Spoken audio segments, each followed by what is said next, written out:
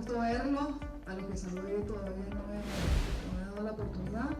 Primero quiero decirles que esta es una excelente oportunidad de articulación institucional de cara al pleno ejercicio de gobierno que la República Bolivariana de Venezuela está ejerciendo dentro y fuera de nuestro territorio. Queremos darle la bienvenida a los países amigos que hoy nos están acompañando, como China, Cuba, Turquía, Palestina, y todas las gobernaciones, corporaciones y ministerios, sobre todo a los viceministros de Industria, a los viceministros de la Cancillería y a los viceministros de Agricultura Productiva. Pero por supuesto mi gran amiga Estela Lugo, la ministra de Turismo, que además de todo, hoy prácticamente es la dueña de este evento. De alguna manera este es un evento de preapertura de la rueda de inversión que se va a celebrar la semana que viene.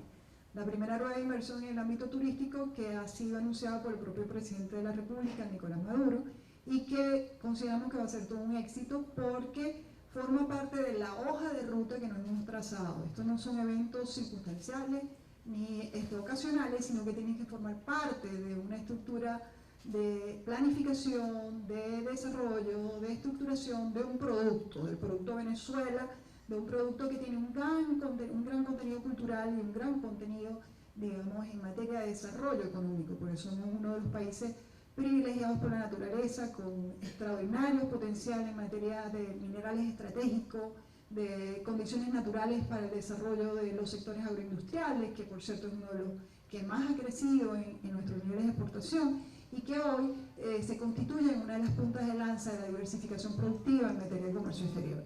Yo creo que es muy importante darle de alguna u otra manera carácter institucional a este evento, porque además nos coloca ante nuestros organismos multilaterales como una de las sociedades en desarrollo que está planificando su desarrollo, su modelo, su estructura. Y hoy, de forma particular, nos vamos a enfocar en el desarrollo de sitios específicos como son las zonas económicas especiales, con todas sus variantes, no solamente las zonas económicas especiales decretadas como tal, sino las zonas de Puerto Libre, las zonas Petro, las zonas de desarrollo de ciencia y tecnología, etcétera, porque cada uno de nuestro territorio tiene especificaciones muy particulares que hacen que podamos potenciar el desarrollo económico de nuestro país, no solamente con miras al abastecimiento interno, sino también a tener el excedente necesario para la exportación. Sin producción no hay exportación, eso es parte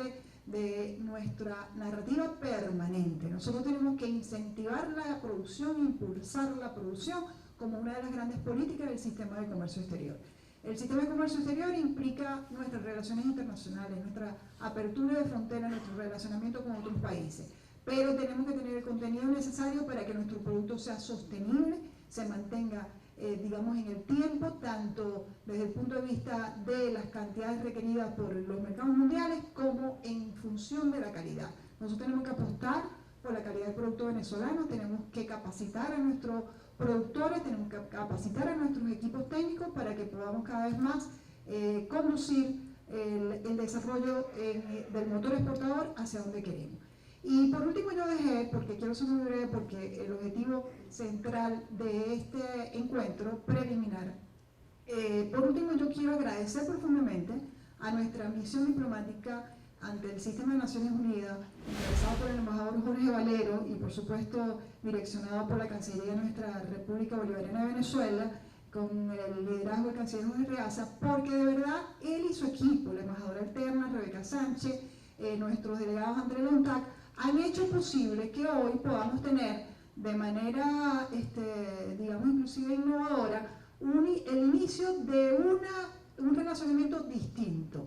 Un relacionamiento donde podamos tener el pulso de cómo se desarrolla la economía a nivel global, desde el punto de vista de las inversiones extranjeras directas, como factores que de alguna u otra manera son de alta perturbación globales, no solamente vinculados a nuestra realidad política específica, hacen que de alguna manera los flujos de capitales productivos se muevan de distintas formas. Entonces nosotros tenemos que tener la información correspondiente para que podamos definir y diseñar las políticas necesarias que nos van a permitir entrar como, de manera mucho más activa en el concierto de las inversiones extranjeras directas en el mundo. Yo creo que eso es bien importante.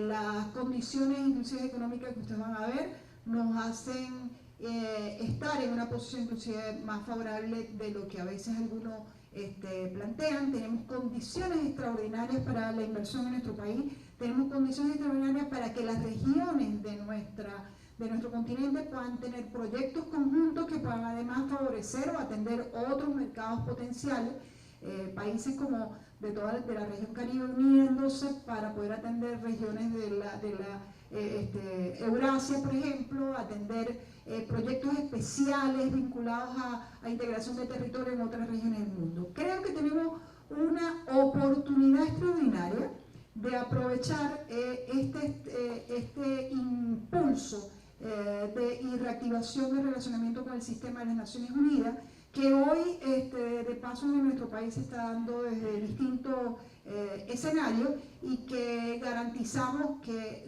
el desarrollo de Venezuela va a ser imparable. Nosotros tenemos que concentrarnos en la producción, que es nuestro gran reto, pero además de eso siempre he dicho, las sanciones crueles en las cuales nosotros estamos inmersos en este momento tienen un elemento de carácter positivo, que yo quiero resaltar en este momento, que nos permite además revisar hacia adentro nuestras grandes potencialidades, reactivar nuestros procesos industriales, nuestras plantas, para que podamos no solamente atender de alguna manera productos en casi un 100%, sino crear o innovar en nuevos productos que nos permitan darle la necesaria atención a los mercados preferenciales que estamos teniendo. Inclusive que hay muchas caras conocidas, hemos estado en muchos países importantes, el caso de industria, por ejemplo, Astri, Rusia, China, etcétera, y las estrategias siguen sostenidas. Nosotros volveremos a participar en la Feria Internacional, la segunda Feria Internacional de Importación de Shanghai, el próximo noviembre. Ya es un compromiso hecho que están nuestros amigos de la Embajada de China para ello, y ya tuvimos una excelente presentación el año pasado que nos permitió explorar nuevos mercados, no solamente en la propia China, sino además conocer los desarrollos de las zonas económicas especiales en las cuales se ha apalancado el desarrollo industrial de China, que creo que es importante tenerlos como casos exitosos para que podamos avanzar. Por último, yo dejo, lo dejo de último para mencionarlo con todo el agradecimiento y el reconocimiento que se merecen, que es al equipo de la UNTAC, encabezado por el secretario general, ex ministro de Industria y Comercio de su país de Kenia, pero que hoy lleva el liderazgo de la UNTAC, que es el doctor Mukisa Kituyi. Nosotros le hacemos un reconocimiento por haber hecho posible este inicio de relacionamiento con la UNTAC, virtual y presencial, que vamos a poder conocer hoy. Y sobre todo quiero hacer un reconocimiento especial a la compañera Estefanía Bonilla, que es la oficial de Asuntos Económicos de la UNTAC, que va a hacer la presentación del informe hoy. La compañera que trabaja para la UNTAC de origen mexicano ha sido una extraordinaria aliada para que esto se pueda llevar a cabo, conjuntamente con una paisana nuestra venezolana, la doctora Natalia Guerra, que también forma parte del equipo de la UNTAC y que hoy van a estar con nosotros acompañada de nuestra embajadora alterna Rebeca Sánchez. Así que le doy la bienvenida a ustedes, aprovechemos esta gran oportunidad. Estamos en un proceso muy especial para formarnos, desarrollarnos y definir cuáles son las estrategias conjuntas, y todos prepararnos para la semana que viene, para la primera rueda de inversión turística que da inicio el día miércoles, y anunciamos de una vez la continuación de esta mesa de trabajo sobre zonas económicas especiales, para que conjuntamente con el viceministro Juan Arias y todos los compañeros que están aquí le demos inicio a la mesa técnica preliminar a la rueda de inversión que se está organizando para el día martes, con el auspicio del Ministerio de Turismo, Ministerio de Comercio Exterior, Ministerio de Industria y por supuesto todos los que están aquí presentes. Necesitamos ideas, necesitamos producir, necesitamos saber cómo se mueven los flujos en el mundo para podernos insertarnos adecuadamente y entender que hoy en día la geopolítica económica a nivel global es totalmente distinta como la conocíamos. El mundo es mucho más grande de lo que creíamos, inclusive desde nuestra perspectiva regional, y además de eso, los flujos están cambiando y tenemos que entender desde el punto de vista internacional, cómo movernos.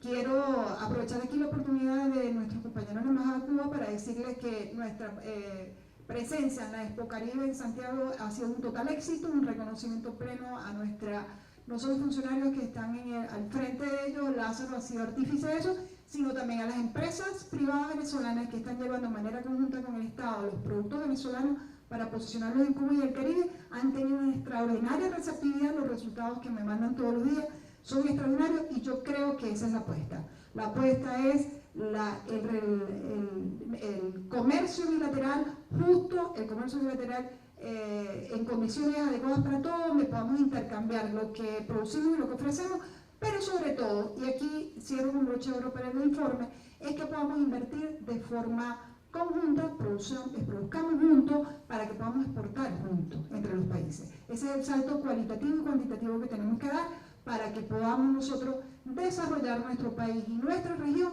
con todo el potencial que tiene, con todo las posibilidades extraordinarias que tiene en turismo, en minería, en forestal, en agroindustrial, etc. No hay, me convierto así como una especie de listado de las potencialidades que tenemos, no podemos decir que hay límite, tenemos grandes oportunidades y solo dependerá de nosotros poderlas aprovechar. Aquí estamos, el Ministerio de Comercio Exterior siempre estará acá para impulsar, para promover y para articular entre todas las partes y podamos nosotros desarrollar este sector como se merece. Así que bienvenidos todos y muchísimas gracias al Sistema de Naciones Unidas por hacer posible que tengamos este encuentro que va a ser uno de tantos que vamos a instaurar o institucionalizar en este ministerio. Así que muchísimas gracias a todos.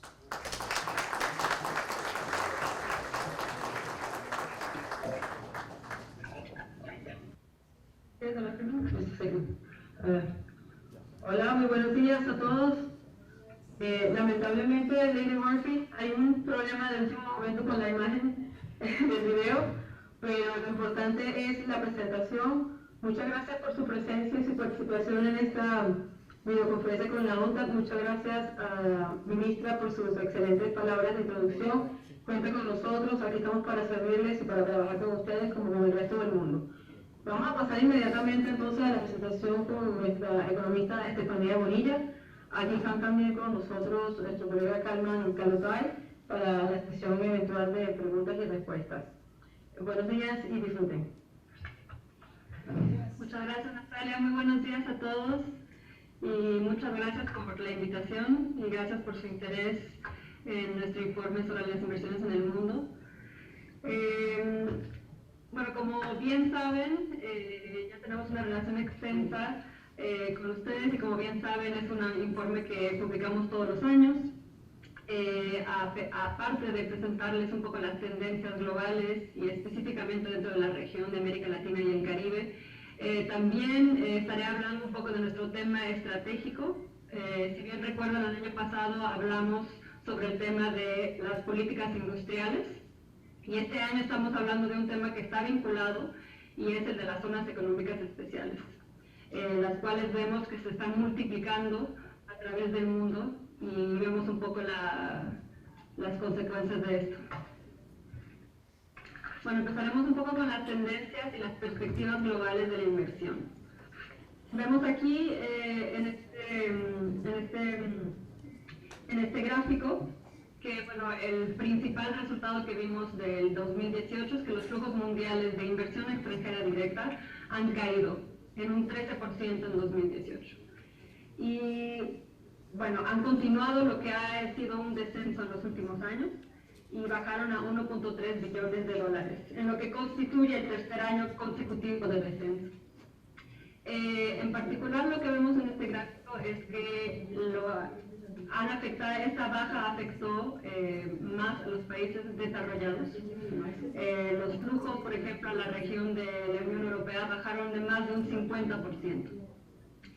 Y si vemos aquí también la diferencia entre los países desarrollados y en desarrollo, vemos que los países en desarrollo ahora tienen una parte más grande en proporción de la inversión extranjera directa en el mundo. Y esto es positivo. Cabe notar que esto no es tanto porque han recibido más los países en desarrollo, sino más bien porque los países desarrollados han recibido menos relativamente. Vemos un poco las diferentes regiones y cómo se han distribuido los diferentes flujos de inversión extranjera directa. En los países en desarrollo se han mantenido más o menos estables, los flujos de los países en desarrollo se mantuvieron estables, creciendo un 2%, y como resultado, como les acabo de mencionar, bueno, su parte dentro de los flujos de inversión extranjera directa ha alcanzado un 54% del total de los flujos mundiales. Las reparticiones afectaron principalmente a los flujos de los países en desarrollo, como bien lo mencioné, y los cuales llegaron a su nivel más bajo desde el 2004.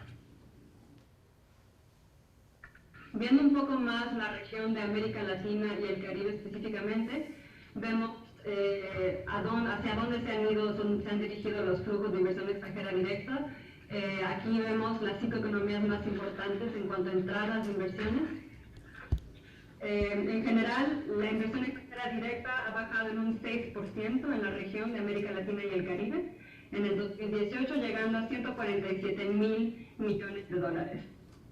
Lo que vemos es que la región no ha podido mantener el ritmo desde el 2017, que había puesto fin a un prolongado descenso de la inversión. Si vemos un poco América del Sur, vemos que los flujos básicamente América del Sur han caído de un 6% igualmente a 101.000 millones de dólares, y esto debido principalmente al descenso de la inversión dirigida a Brasil y a Colombia. Bueno, en Brasil vemos un poco la situación económica del país y una abrupta reducción de las fusiones y adquisiciones en comparación sobre todo al año anterior, que habían sido particularmente altas. Viendo otras partes de la región de América Latina, por ejemplo a Centroamérica, que incluye la región de Centroamérica y México, los flujos se mantuvieron relativamente estables en 43.000 millones de dólares. Viendo un poco, ahora que ya vimos las entradas de inversión extranjera directa, podemos ver también las salidas. Aquí en esta lámina vemos las 5 economías más importantes en el 2018 en cuanto a las salidas de inversión extranjera directa.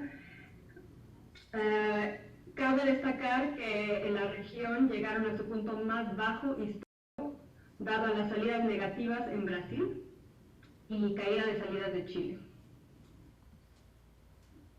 Sin embargo, sí podemos notar que sí han habido algunos países que vieron las salidas aumentar, por ejemplo México, Colombia y Argentina. Si vemos un poco cuáles son las perspectivas para la región, se prevé un mantenimiento de los flujos en el 2019. Los recursos naturales, la infraestructura y los bienes de consumo, sobre todo relacionados con el sector de la tecnología, deberán seguir atrayendo a los inversores este año.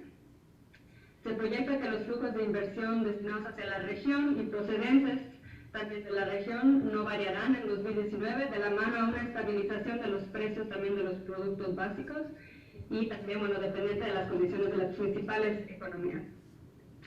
Habiendo dicho eso, hay que tomar en cuenta que estas perspectivas pueden ser afectadas por factores externos, por ejemplo, las políticas monetarias de los socios principales o tensiones comerciales con algunos de los países importantes que son socios comerciales con la región, y también los precios de algunas de las comunidades como el cobre pueden afectar las perspectivas.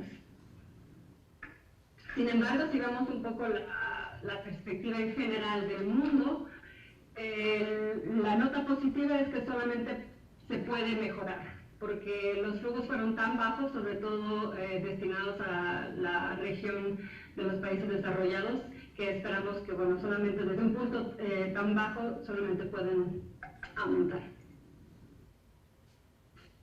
¿Qué es lo que vemos aquí?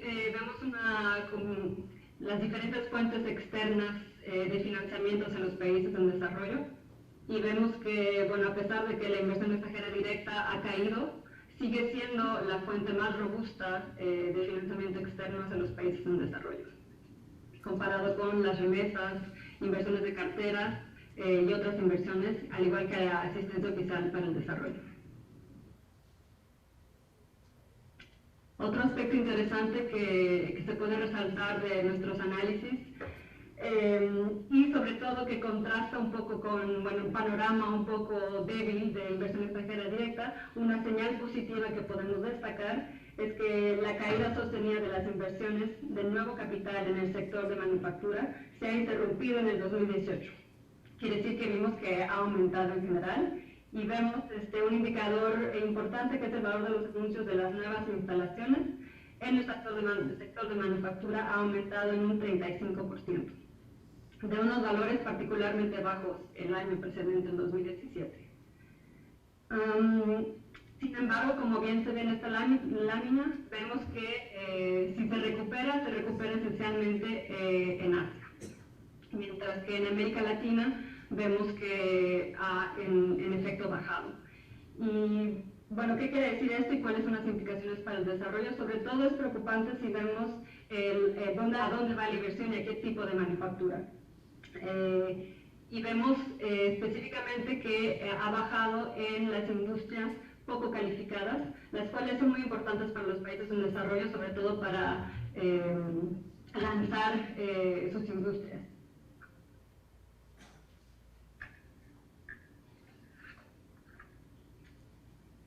La tendencia, aquí vemos la tendencia de la tasa de crecimiento de la inversión extranjera directa y vemos una tendencia subyacente. Y en efecto vemos que la inversión extranjera directa ha mostrado un crecimiento anémico desde el 2018, desde la crisis. Mismo si quitamos factores únicos, tales como las reformas fiscales o las grandes fusiones de acciones y algunos flujos volatiles financieros, si vemos el crecimiento de la inversión extranjera directa neto de estos efectos únicos, vemos que solamente ha crecido de 1% al año en la última década, comparado, por ejemplo, 8% entre el 2000 y 2007 y más de 20% antes del año 2000. Las explicaciones detrás de esta tendencia anémica incluyen un clima menos favorable de inversión y comercio global, además de un aumento en inversión de intangibles, que ahorita vamos a ver en la próxima lámina, que ha cambiado un poco la composición de las inversiones en el mundo. ¿Qué queremos decir con esto? Que, como bien saben, lo destacamos también el año pasado en nuestro informe, que la inversión es más en formas intangibles, más vemos lo que es sobre todo la economía digital, que es menos inversiones en capital, menos empleo y más ventas, vemos más servicios y, por ejemplo, aquí vemos el indicador de regalías y derechos de licencia, donde vemos que la composición, el tipo de inversiones está cambiando.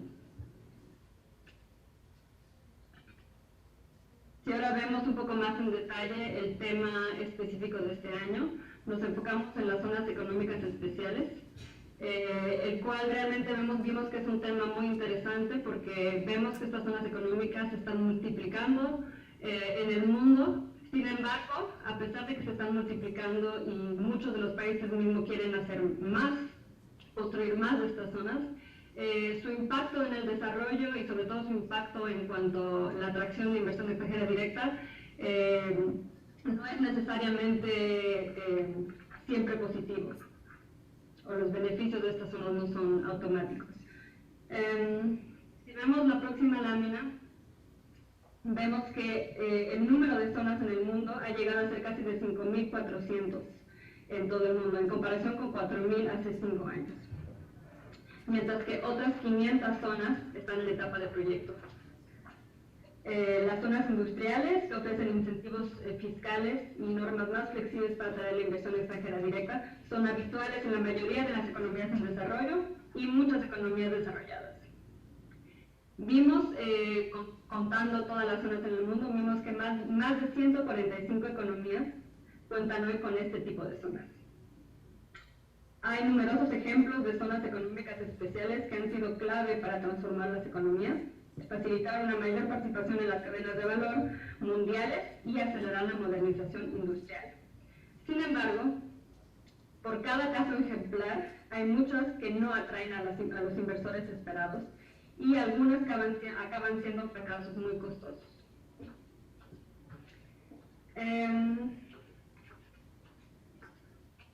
Una de las de los objetivos también de este capítulo era identificar cuál es la taxonomía de las zonas económicas especiales, ya que hay muchos diferentes tipos de zonas, y no hay una definición uniforme de lo que es una zona económica especial, y comparado, por ejemplo, zonas industriales, zonas francas o puntos francos.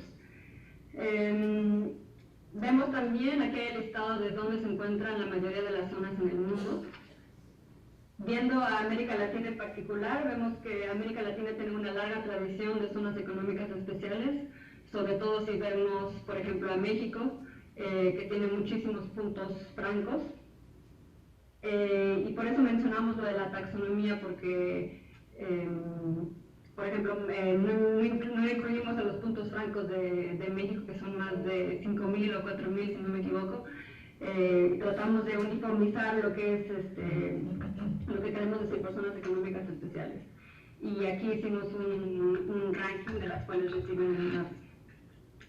En Latinoamérica vemos también, además, un número cada vez mayor de países que están apostando a estas zonas económicas especiales, sobre todo para destrabar el desarrollo económico. Y hay alrededor de 500 zonas en la región de América Latina y el Caribe. Estas alojan más de 10.000 empresas y emplean alrededor de 1 millón de personas. Y en los últimos 5 años, Argentina, Brasil, Ecuador, El Salvador, Guatemala y México, al igual que otros países como Paraguay, Perú y Uruguay, han revisado sus estrategias en la materia de zonas económicas especiales para justamente alinearlas a los parques industriales y zonas de desarrollo, el tipo de zonas que vemos más en los países en desarrollo, y del cual hablaré un poco más adelante. Aquí vemos un poco justamente la taxonomía de los diferentes tipos de zonas económicas especiales alrededor del mundo, y vemos que el tipo de zonas es diferente relacionado con el tipo de nivel de desarrollo del país. Vemos que las zonas económicas especiales se están transformando a medida que dejan de centrarse exclusivamente en la manufactura para atraer más inversiones y atendiendo los cambios en la economía mundial. Algunas se concentran en los nuevos sectores de actividad, como por ejemplo la alta tecnología, los servicios financieros o el turismo. Otras apuntan al desempeño ambiental, la comercialización de la ciencia, el desarrollo regional o la regeneración urbana. Vemos también que más y más hay más innovaciones en cuanto a las zonas económicas especiales. Por ejemplo, vemos más zonas de desarrollo regional y mismo zonas en diferentes países vecinos, como vemos en África, el ejemplo de Burkina Faso, Côte d'Ivoire y Mali.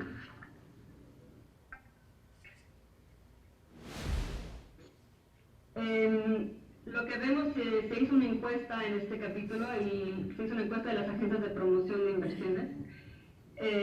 Y si bien las zonas económicas especiales pueden hacer contribuciones importantes a las economías y al crecimiento económico de los países, pueden ayudar a atraer inversiones, pueden crear empleo, pueden aumentar las exportaciones de manera directa o indirecta, creando vínculos con la economía local. Pero las zonas también pueden apoyar a la participación en las cadenas mundiales de valor, desarrollo industrial y diversificación. Sin embargo, y es el énfasis que hacemos en nuestro informe, es que ninguno de estos beneficios ocurre de manera automática. Y el diseño de las zonas, la gestión de las zonas, puede tener consecuencias importantes. El hecho es que los resultados de las zonas en general dejan mucho por esperar. Las zonas económicas especiales no son ni precondición ni garantía para atraer más flujos de inversión extranjera directa, o tampoco son garantía de una mayor participación en las cadenas mundiales de valor. Cuando contribuyen al crecimiento económico mismo, vemos que el efecto tiende a ser temporal.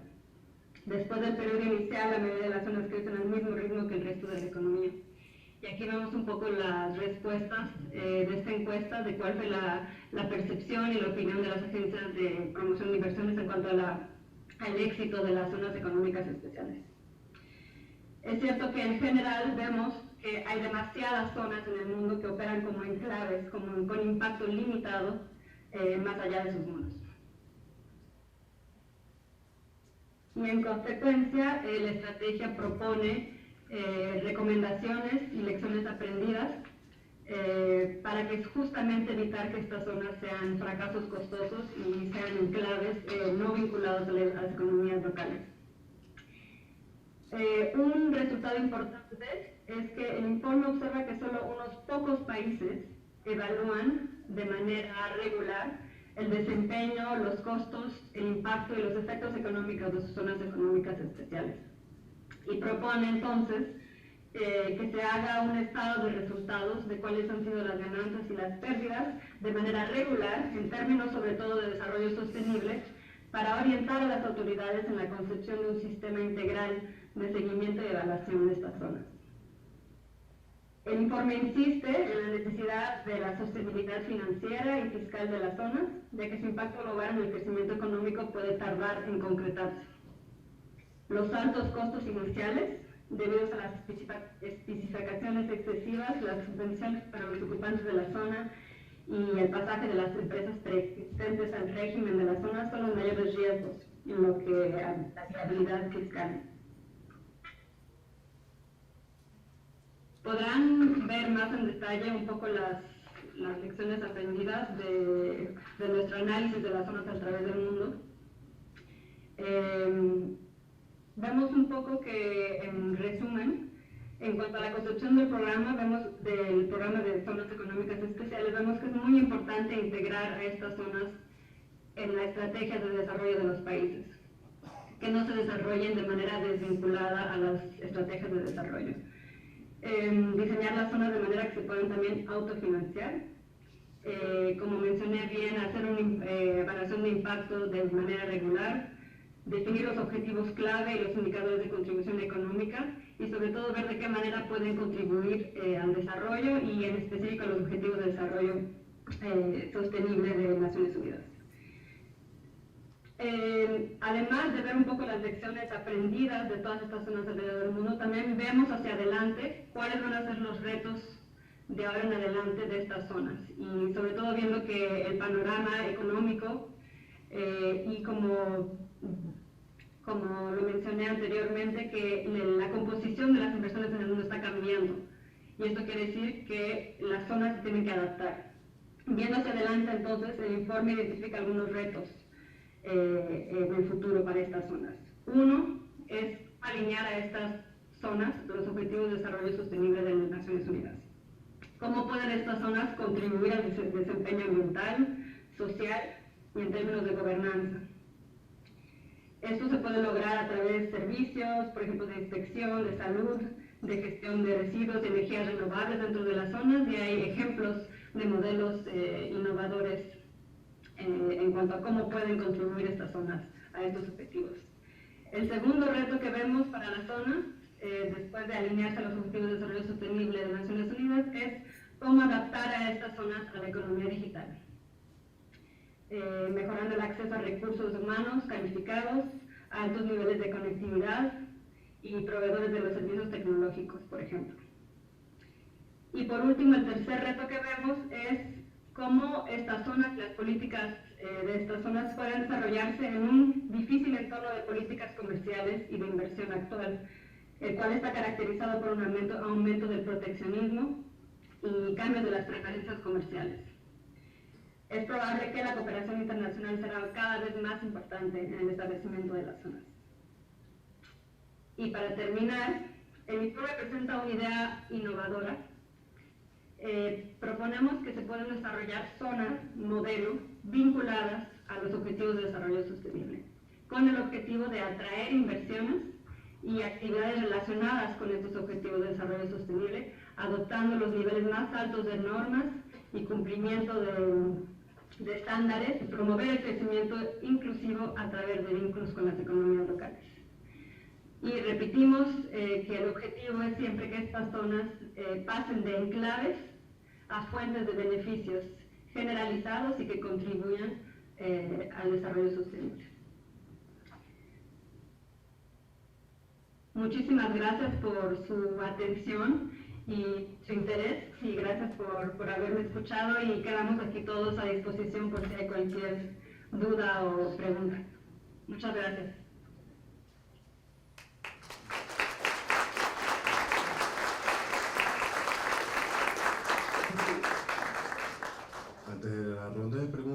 proceder a terminar de solventar el problema de video que tenemos con los compañeros de Ginebra, ya que los representantes de nuestra embajada están en el sitio y desean dar unas palabras de saludos a las autoridades aquí presentes. ¿Qué dice?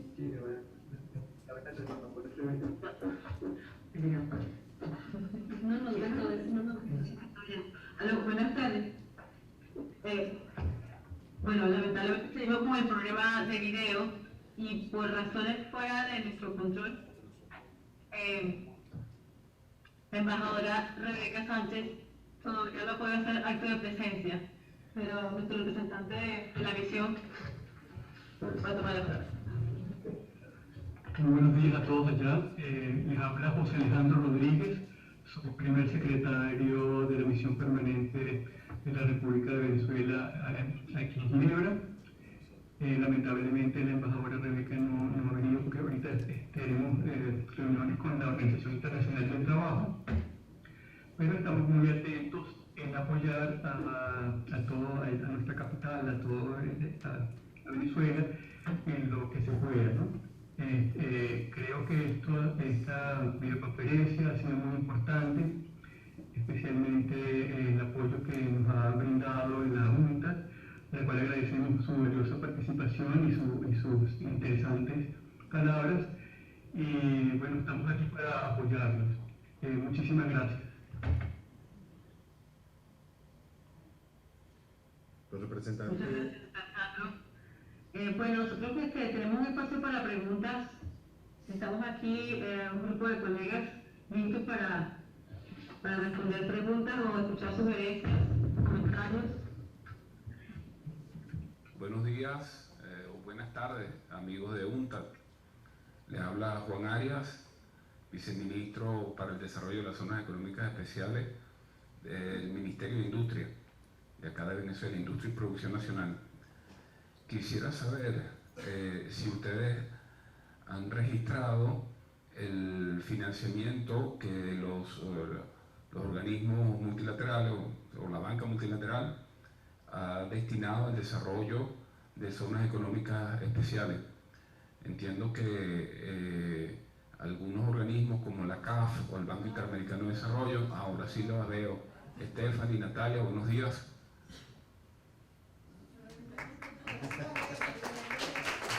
Arriba México y Venezuela.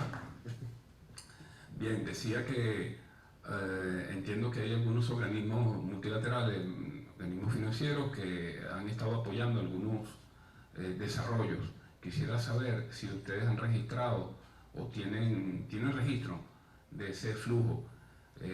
Acá en Venezuela necesitamos apoyar o financiar el desarrollo de nuestras zonas. Estamos en una situación compleja, ¿no? Por un bloqueo ilegal internacional que Estados Unidos ha decretado, ¿no?, unilateralmente contra Venezuela, y los recursos de fondos multilaterales serían muy bien apreciados por nuestro país. Quisiera saber si usted tiene registro de esta experiencia y qué recomendaciones podrían hacernos al respecto. Gracias. Sí, bueno, muchas gracias por la pregunta. Justamente el financiamiento es uno de los temas que se abordan en el capítulo y los invito a ver más en detalle las recomendaciones y las lecciones aprendidas. El informe está disponible en línea con todos los anexos. Y lo que vemos también en cuanto a financiamiento de las zonas es que hay diferentes tipos de financiamiento y vemos que de más en más ahí vemos partenariados públicos-privados para el financiamiento de las zonas, y vemos que justamente lo que queremos evitar y que hemos visto que se ha dado a cabo en varios países es que las zonas han resultado excesivamente costosas, no solamente al principio, pero en cuanto a impacto. Si vemos un poco, pues los invito también a visitar los anexos, donde hacemos un poco el análisis de impacto en cuanto a diferentes indicadores y cuáles han sido las mejores prácticas en cuanto a financiamiento. No sé si quieres agregar algo. ¿No?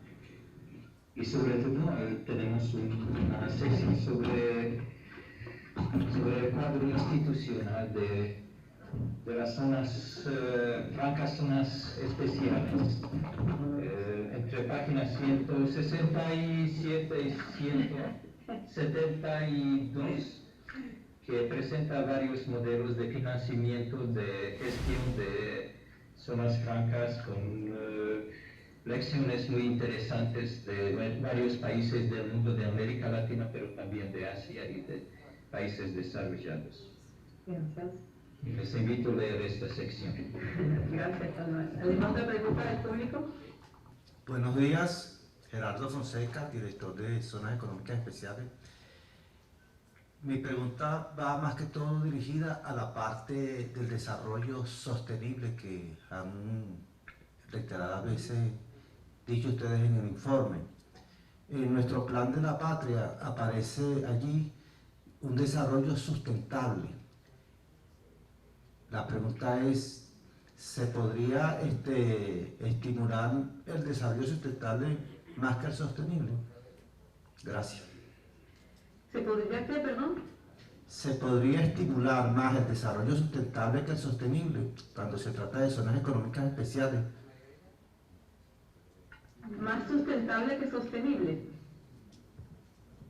¿Se podría motivar más el desarrollo sustentable que el sostenible, como lo dan a entender ustedes en el informe, que hablan de un desarrollo sostenible en varias zonas económicas especiales? Sí, creo que tenemos un poquito de dificultad con la diferencia que usted maneja entre sustentable y sostenible. Si me puede decir un poco la diferencia. Bueno, la diferencia radica en que el desarrollo sustentable que establece el Plan de la Patria tiene que ver con las generaciones futuras, mientras que en el desarrollo sostenible solamente es algo netamente coyuntural, como hablar así de inversión de capitales golondrina.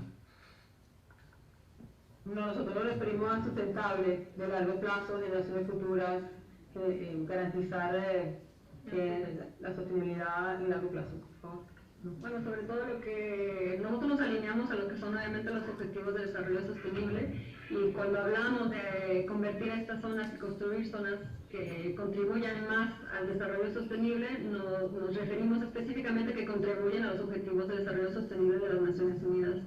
Y dentro de los aprendizajes, yo creo que si no es el más importante, es que estas zonas desarrollar esos vínculos entre las zonas y las empresas dentro de las zonas y la economía local. Aquellas que realmente han tenido un impacto en el desarrollo de clústeres, en el desarrollo de proveedores, en la transferencia de tecnología, de conocimientos y de capacidades, han sido aquellas que más se han vinculado a la economía local. Y realmente queremos recomendar pasar, como dije en la presentación, de un modelo de un enclave donde funciona bien la infraestructura y funcionan bien las telecomunicaciones, funciona bien la electricidad, pero el resto de la economía no beneficia, a un modelo donde es un desarrollo sostenible del país en general y incluyendo.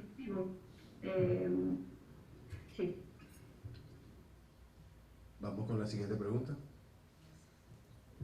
Buenos días, muchas gracias por la presentación a los compañeros y compañeros de UNTAC. Mi nombre es María Teresa Dos Ramos, soy la directora de despacho del viceministro Félix Plasencia para temas multilaterales, y tengo una pregunta y un comentario que agregar con respecto a lo que el viceministro Juan Arias planteaba.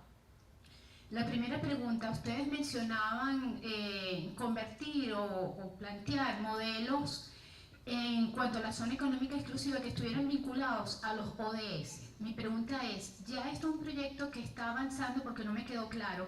¿O es una idea que se va a plantear y se va a comenzar a desarrollar? El segundo punto, en cuanto a lo que el viceministro Arias planteaba, si bien es cierto que hay un capítulo de financiamiento y vamos a revisar bien las páginas que el compañero de UNTAC nos indicaba, pero mi preocupación es cómo podría llegar ese financiamiento, por ejemplo, a nuestro país, tomando la palabra de Juan, tomando en cuenta las medidas coercitivas unilaterales e ilegales que Estados Unidos y sus aliados, Grupo de Lima, están imponiendo sobre nuestro país y que afecta a nuestro pueblo. ¿Cómo podemos acceder a ese financiamiento? Con otras organizaciones hemos tratado de hacer una especie de waivers para obtener ciertos beneficios, y quería saber, quizás ustedes no tengan la respuesta en este momento, pero si podrían apoyarnos con algunas ideas de cómo sortear este efecto negativo que estamos nosotros recibiendo y que impacta a nuestra población. Sé que en el pasado se hizo con Siria, se hizo con Irán, entonces quería dejarles eso sobre la mesa. No espero una respuesta inmediata, pero sí a corto plazo, cómo nos pueden apoyar ustedes con eso, si tenemos que hacer alguna comunicación a la organización, pero lograr de alguna manera recibir esos beneficios de esos financiamientos. Muchas gracias. Tenemos que pedir disculpas porque el sonido no nos permite comprender totalmente la pregunta, pero creo que podemos responder en por lo menos el 60%, ¿no? Por favor. Intentaremos, luego continuaremos, por favor. Sí, muchas gracias por estas preguntas muy interesantes. Bueno, la idea de estas zonas vinculadas, zonas modelo, digamos, vinculadas a los objetivos de desarrollo sostenible, sí que es una idea nueva. No existen zonas completamente vinculadas, pero hemos tenido esta idea de la experiencia. Lo positivo de tener tantas zonas en el mundo es que realmente tenemos una experiencia vasta de la cual podemos extraer lecciones aprendidas, y lo hemos sacado de cosas que ya se están haciendo hoy, sobre todo en los países asiáticos, sobre todo en los países desarrollados, que ya han evolucionado de, como dije, enfocarse en el sector manufactura solamente y enfocarse más en lo que es el desarrollo de la economía digital y justamente energía renovable.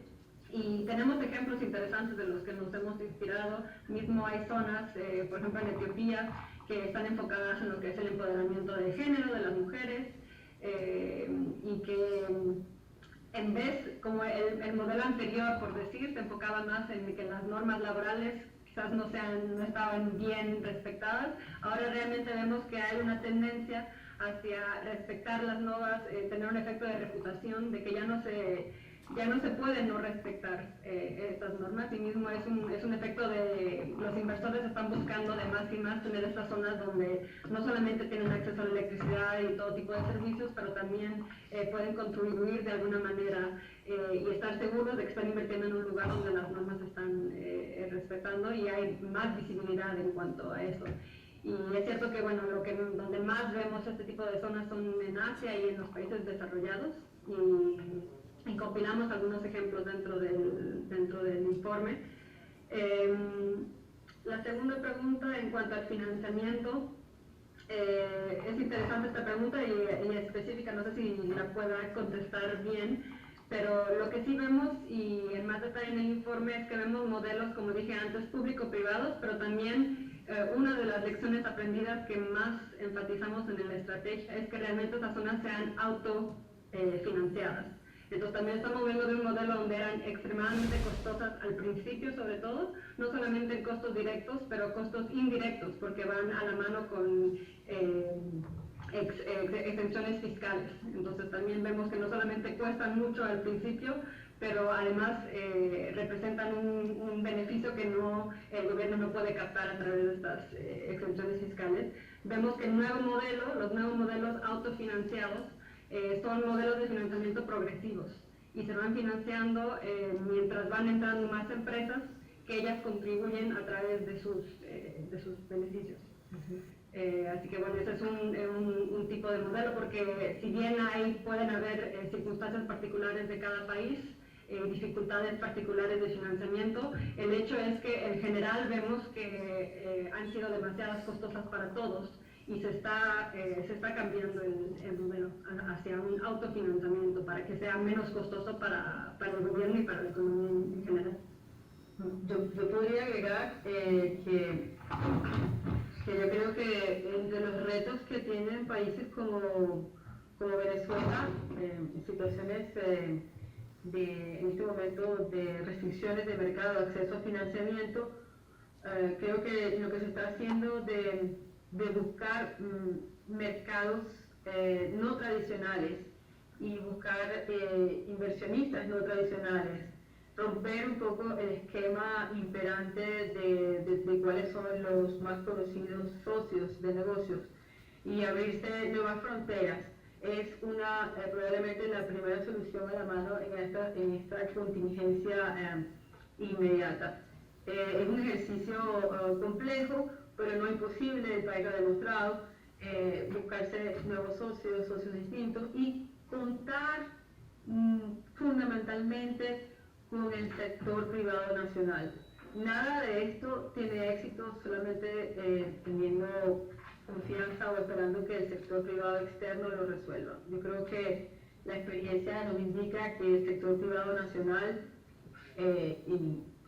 naciente, los jóvenes, se habla mucho de innovación, jugarían también un papel importante en todo esto, tomando también en cuenta que la experiencia hasta hoy día en cuanto a zonas económicas especiales, las experiencias exitosas hay que leerlas en su propio contexto, o sea, no son necesariamente experiencias automáticamente transferibles. Entonces, bueno, es un reto para el país y tenemos que salir de los multilaterales tradicionales y buscar organismos regionales o organismos bilaterales que puedan apoyar con tecnología, con financiamiento, con conocimiento, proyectos como las zonas especiales u otros. ¿Quieres agregar algo, Carmen? Una cosa más sobre el informe y sobre el capítulo 4, que claro que nuestra zona modelo todavía no existe, pero tiene sus bases en las experiencias, en los ejemplos que nosotros tenemos en el informe, y vale la pena ver los detalles de todo eso. En particular, la página 134 sobre las zonas de ciencias de alta tecnología, porque aquí tenemos algunas ideas cómo se puede desarrollar de una zona de recursos naturales tradicionales a una zona de alto valor agregado, y en diferentes países del mundo, también en países que tienen algunas dificultades económicas similares como Venezuela, por ejemplo en el caso de Rusia. De Rusia, exactamente. ¿Alguna otra pregunta? Buenos días, tardes, Natalia. Alexis Castro, viceministro de Inversión Internacional. Un saludo. No entendemos bien. ¿Puedes alejar un poco el micrófono? Creo que, o acercarlo. Ahora ¿me escuchas ahí? Mejor, sí. Alexis Castro, viceministro de Inversión Internacional. Un placer. Un placer. En el proyecto que ustedes pasaron mencionan una fuerte tendencia en el año 2018 y el 2019 hacia la regionalización del flujo de inversión. Eso quiere decir que el origen de las inversiones se queda y el país de destino pertenecen a la misma región. Incluso mencionan que se ha incrementado el número desde el año 2017 a 2018, aproximadamente un 15% más de regionalización, y se ha perdido la interregionalización de las inversiones. Siguiendo lo que tú estabas comentando de buscar nuevos socios, nuevos actores, en el caso de Latinoamérica, de la región latinoamericana, ¿cuáles son los países que más están emitiendo inversión internacional y hacia dónde podría ir ese flujo de inversión? Sí, de América Latina. Porque en dos partes la inversión interregional está más fuerte que interregional. Creo que es México, ¿no? Bueno, México es el que... Sí. Muchas gracias por la pregunta. Si entendí bien, ¿cuáles son los países que están invirtiendo más dentro, o sea, cuáles son los países latinoamericanos que están invirtiendo más en el extranjero? ¿Esa es? Esa es, sí. Bueno, vemos que sigue México, aunque las salidas, como bien dije en la presentación en general, el panorama en América Latina es que las salidas estuvieron en un nivel mínimo. Y eso fue más bien, no tiene tanto que ver con lo que pasó este año, sino con lo que pasó en los años anteriores, donde vimos niveles extremadamente altos de salidas de inversiones y de fusiones y adquisiciones, sobre todo en países como Brasil, y que este año bajaron a un nivel más normal, por decir. Pero entre los países que más vemos las salidas de inversión extranjera directa, vemos definitivamente México. Por ejemplo, vemos un ejemplo en México, es Mexichem, vemos uno de los sectores en donde invirtió en México es en el sector de químicas. Compró una empresa de Israel, de operador en ese sector. Otros países, como bien indicamos en el informe, son Colombia, Chile y Argentina, dentro de otros. No sé si Carmen tiene alguna. Sí, claro que solamente una cosa más, que tradicionalmente Brasil fue la fuente más importante de inversión extranjera directa en América Latina, pero eso cambió con flujos negativos en 2018, y claro que eso también tiene consecuencias para los flujos intrarregionales, porque las empresas brasileñas también tienen varios proyectos en otros países de América Latina, y si la inversión extranjera de Brasil falta del conjunto de movimiento de capital en América Latina, sí, eso quiere decir que hay una caída de actividad económica con consecuencias negativas para todos los países socios que necesitan la cooperación con Brasil.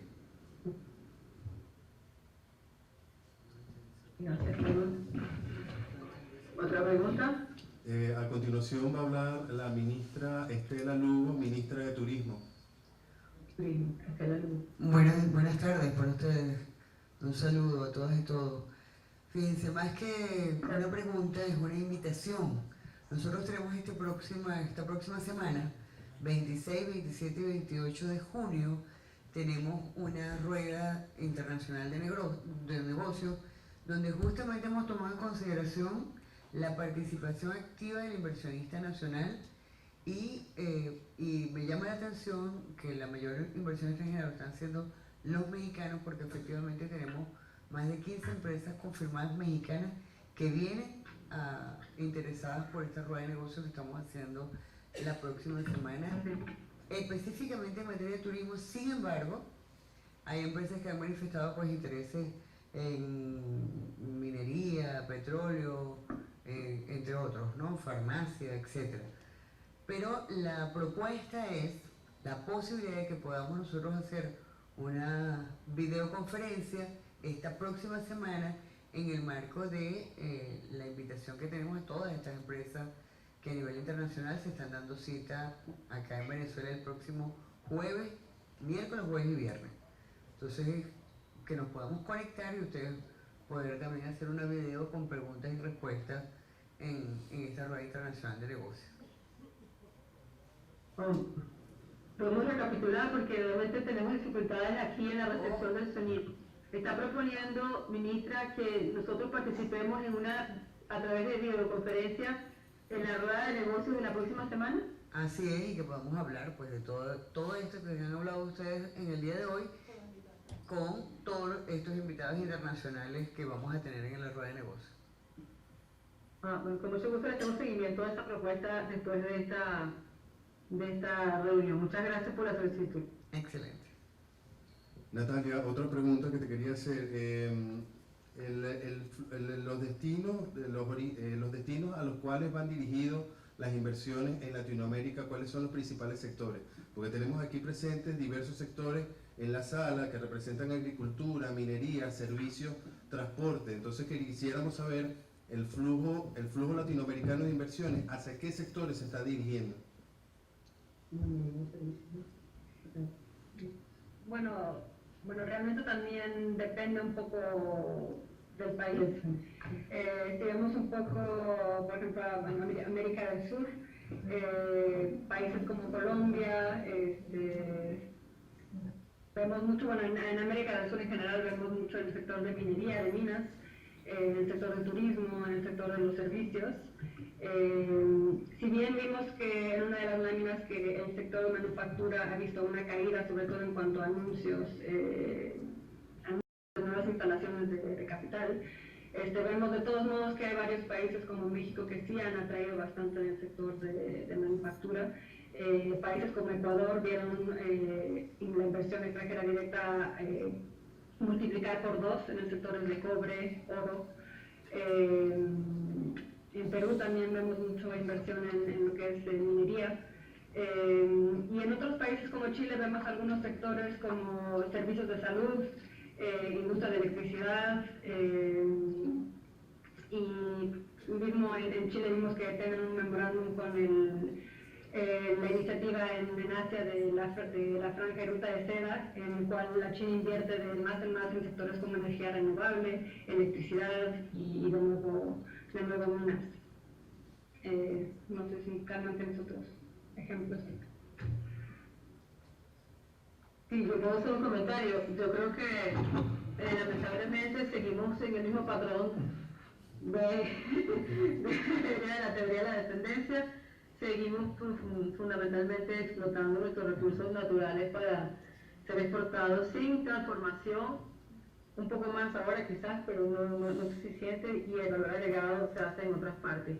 Vimos en las láminas que la inversión en manufactura ha aumentado, pero en Asia, fundamentalmente en Asia, y cualquier desplazamiento de estas inversiones, fundamentalmente en manufactura ligera, se está pasando a África. O sea, América Latina sigue teniendo sus fortalezas más en el sector de servicios y en la minería. No exclusivamente, pero digamos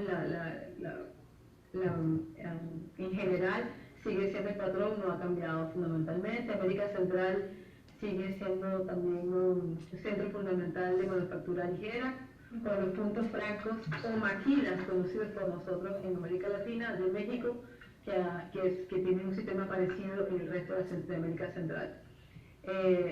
Y en América del Sur pues sigue siendo fundamentalmente inversiones en minería. Y hay otros, yo creo que, para añadir algunos sectores que se están quedando atrás si comparamos con otras regiones, sobre todo con Asia, que es el sector de la tecnología. Vemos que dentro del panorama de inversiones en Asia podemos destacar varios proyectos interesantes. En América Latina, en el sector de tecnología, creo que solo hay uno realmente que viene de Japón, que es una inversión de $5.000 millones en un fondo de tecnología justamente enfocado en la región de América Latina. Pero es uno dentro de un panorama que, si no, como bien dijo Natalia, sigue siendo bastante tradicional. Sin embargo, sí vemos ejemplos y específicamente hablando del tema de zonas económicas especiales, de estos puntos francos o maquilas, por ejemplo en el norte de México, que empezaron con un modelo de manufactura ligera, pero que han podido desarrollarse hacia sectores de más valor añadido. Así que, de cualquier manera, sí tenemos ejemplos en América Latina, pero en general sí ese es el panorama.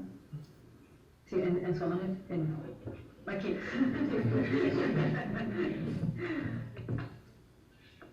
Buenos días o buenas tardes, si es el caso ya.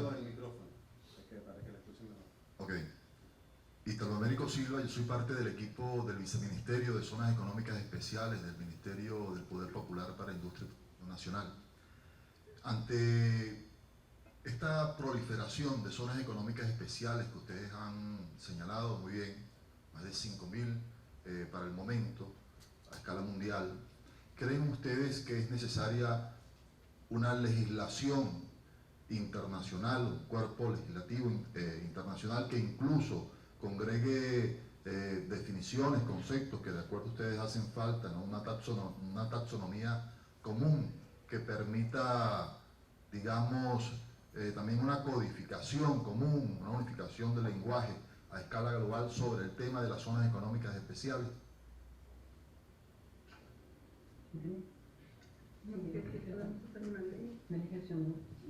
Internacional.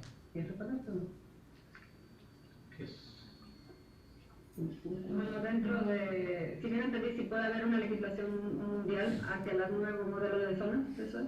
Esa es la pregunta, ¿no? Sí, es correcto. ¿Acerca de la inversión o acerca de las zonas? Bueno, yo creo que no se trata tanto de imponer, sino más bien de facilitar, de tener un entorno que facilita la creación de estas zonas.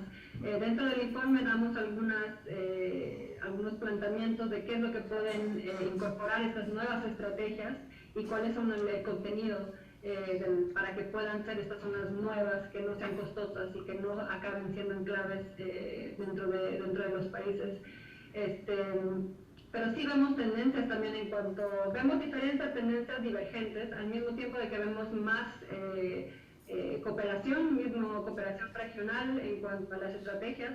Como bien dije, en África vemos algunos ejemplos de zonas económicas entre países vecinos, pero al mismo tiempo estamos viendo una tendencia hacia el proteccionismo, y este año vimos justamente que hay un número más grande relativo a otros años de leyes proteccionistas o que impiden la inversión extranjera directa.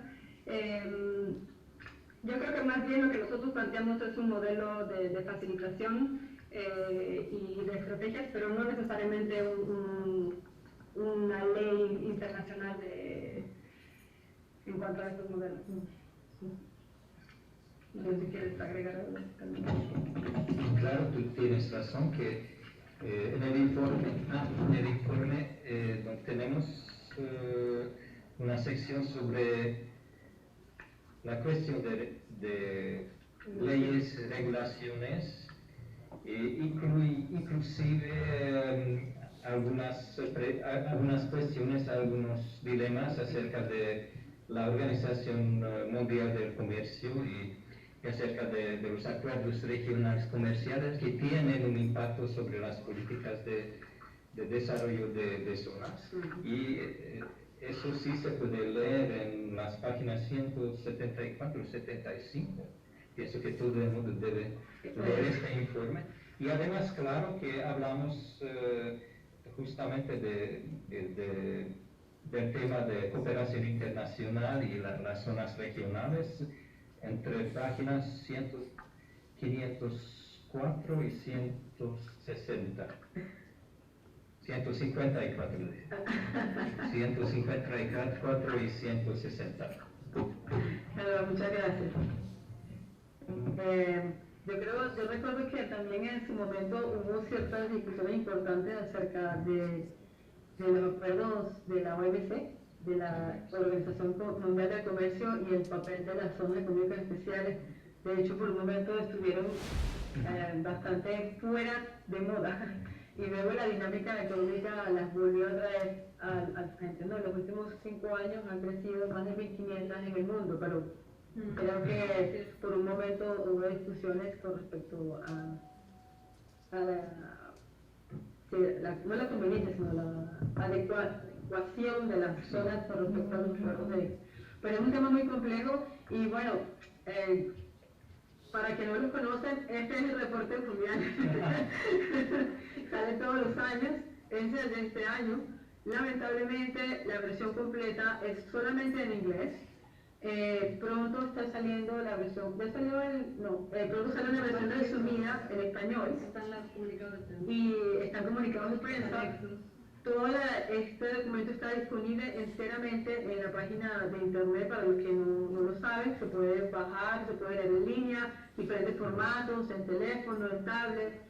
La página web del reporte se llama worldinvestmentreport.org, y ahí tienen páginas interactivas, es bastante práctico.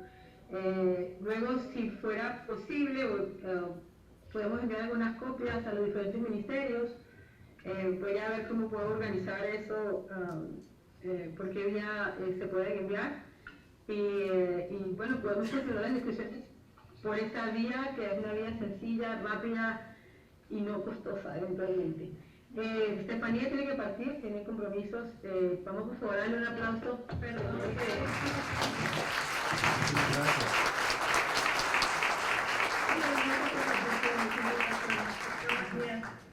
Bueno, ¿hay alguna otra pregunta del público?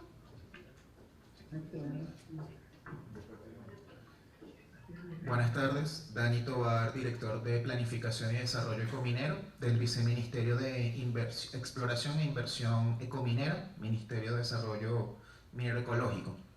Revisando el informe veía las 5 áreas propuestas de la tabla de la página 114, diversidad, sustentabilidad, claridad, paridad, flexibilidad, y quería ver, de acuerdo a las experiencias que ustedes han evaluado, cómo se han desarrollado hacia América Latina estas sugerencias o estas variables en las zonas económicas especiales mineras, y si estas han incluido la propuesta de incorporación de desarrollo de clúster que veo que estaban desarrollando en el capítulo 4. ¿En las zonas mineras? Sí. Bueno, ¿tienes alguna...? En realidad es un aspecto muy interesante de la regulación de zonas francas o zonas especiales, lo que sea. Hay miles de llamadas de terminología. Justamente lo que nosotros queremos decir que el desarrollo de zonas especiales forma parte de las políticas de inversión, y eso es la razón por la que porque nosotros tenemos digamos que estas propuestas que tienen como cuadro para todas las políticas de inversión, no solamente de las zonas, porque justamente en el informe nosotros decimos que hay que integrar a las zonas en las estrategias de desarrollo. Eso quiere decir que no se puede hacer una política de zonas aparte, no se puede hacer un acuerdo acerca solamente sobre las zonas, sino se trata el resto del universo de inversión extranjera. Y justamente en esta página 114 tenemos si ustedes quieren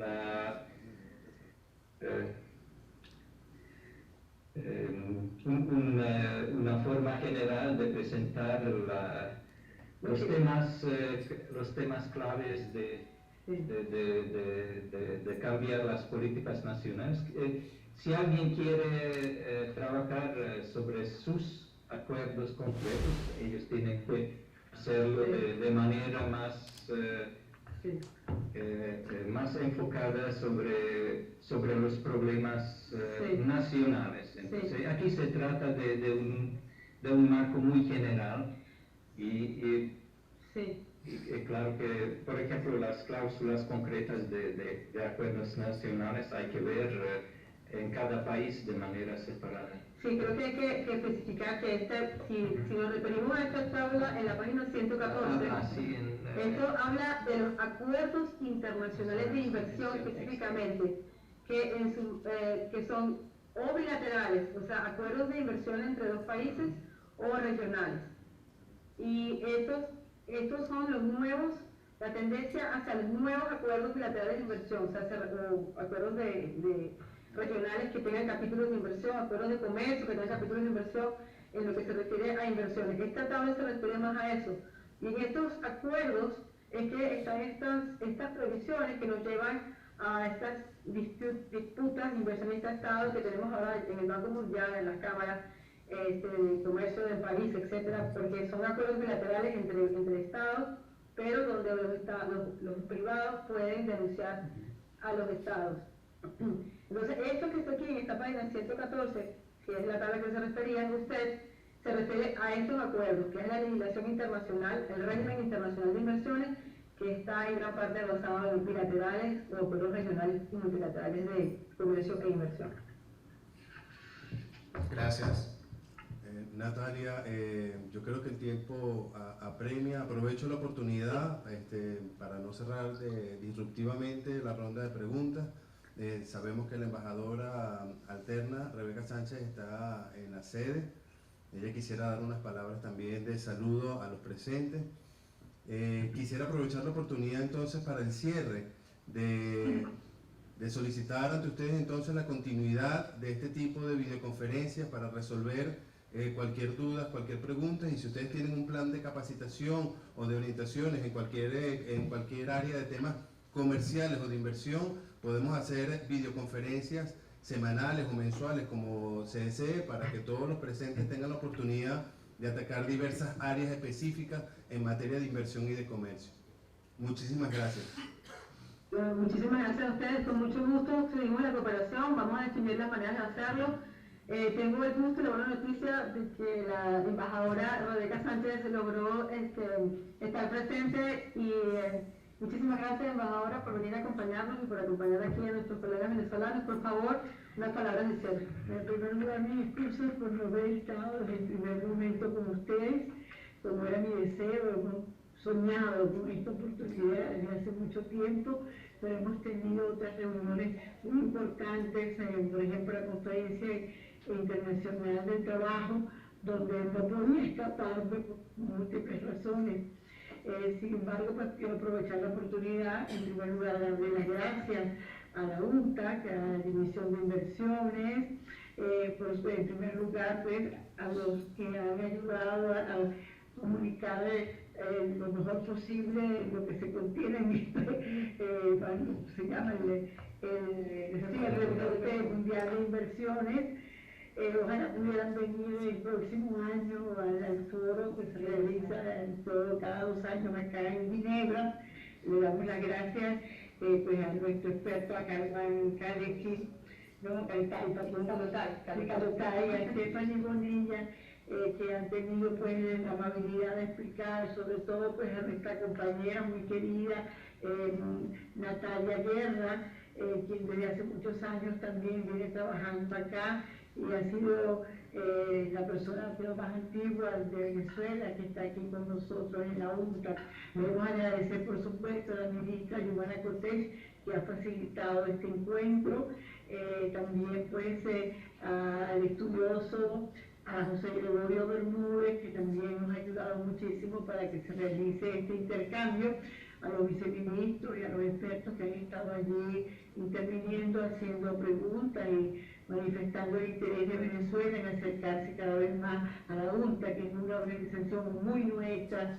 Nosotros estuvimos desde el mismo inicio de la creación de la UNTA en el año 74, cuando muchos países accedían a su independencia, y era justamente 77 países en desarrollo que estaban velando por tener un organismo como el que tenemos y que tenemos que cuidarlo mucho y apoyarlo muchísimo. Muchísimas gracias a la UNTA, muchísimas gracias en nombre de la misión de Venezuela, de la República Bolivariana de Venezuela, ante ONU Ginebra. Muchísimas gracias a ustedes, al Ministerio de Comercio Exterior e Inversión Extranjera, a la ministra de Turismo, que también tuvo la amabilidad pues, de venir y hacer intercambio con nosotros. Por supuesto que vamos a seguir haciendo estos intercambios, tal vez no todas las semanas, pero sí con mucha frecuencia. Y sobre todo facilitarles que les llegue esta información que es tan necesaria. Y por supuesto tenemos a las personas que a nuestro delegado ante la UNTA, que es José Alejandro Rodríguez, con quien también pueden ustedes intercambiar constantemente cualquier duda, cualquier información, cualquier documento que requieran, pues que ustedes puedan hacerlo saber a través de José Alejandro, que también trabajó mucho para lograr este encuentro. Muchísimas gracias a nuestro querido amigo Caratay, a nuestra querida amiga Natalia, a Stephanie Bonita que acaba de salir, y seguiremos en contacto. Y les deseo muchísima suerte y ojalá puedan empezar a asistir a estas reuniones acá en la UNTA. Es muy fácil venir, simplemente el deseo de querer estar acá. Hasta muy pronto y muchos éxitos en sus trabajos y en todas sus labores. Muchísimas gracias, embajadora. Por favor, no se retire. La ministra Giovanna Cortés, en acto de presencia, va a hacer unas palabras de cierre y le va a mandar su saludo personal.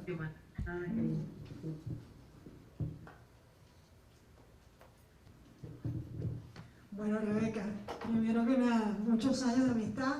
Hoy se cierran con esta fabulosa reunión. Los agradecimientos se multiplican, no solo por la reunión que acabamos de tener y la presencia de cada uno de ustedes, desde los dos José, el de Ginebra y el de Venezuela, el Ministerio de Comercio Exterior en pleno, que realmente está nutriéndose todos los días para poder formar parte de ese gran concepto mundial como venimos conversando desde hace mucho rato, Rebeca. y a todos los compañeros de la UNTAC y los compañeros de las distintas instituciones del Ejecutivo Nacional. Yo creo que esta es una mesa que se acaba de instalar permanente de carácter internacional para poder formular política, revisar convenciones internacionales, diseñar proyectos a la medida de nuestras realidades nacionales y poder construir realmente un modelo que genere beneficio a la humanidad y por supuesto al pueblo venezolano. Así que para mí ha sido un placer, reitero lo que Estela les hizo en su intervención, una invitación a participar, sea virtual o presencial, también los esperamos la semana que viene si es posible, también es muy fácil, Rebeca, venir, a Natalia, a Estefanía y a, por supuesto, el señor Calman. Nos interesa muchísimo que nuestras políticas tengan una discusión de carácter internacional para que realmente todos nuestros proyectos puedan llevarse a cabo con la sostenibilidad y sustentabilidad que se requiere.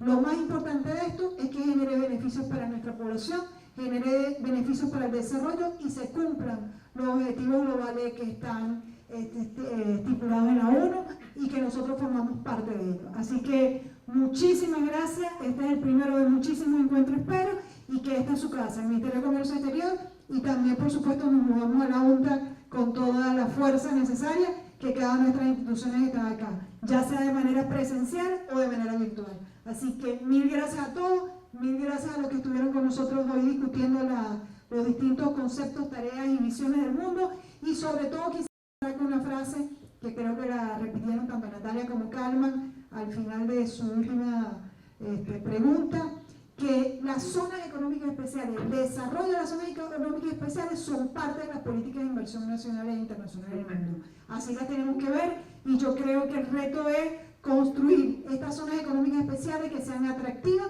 para poder atraer la inversión extranjera, sea la tradicional o la no tradicional. Así que Venezuela es su casa, pueden venir cuando quieran, de forma digital o presencial, y aquí estaremos quizás en los próximos días repitiendo y hablando de otros temas que son de importancia muy estratégica para nuestro país. Gracias a todos y esperemos vernos pronto.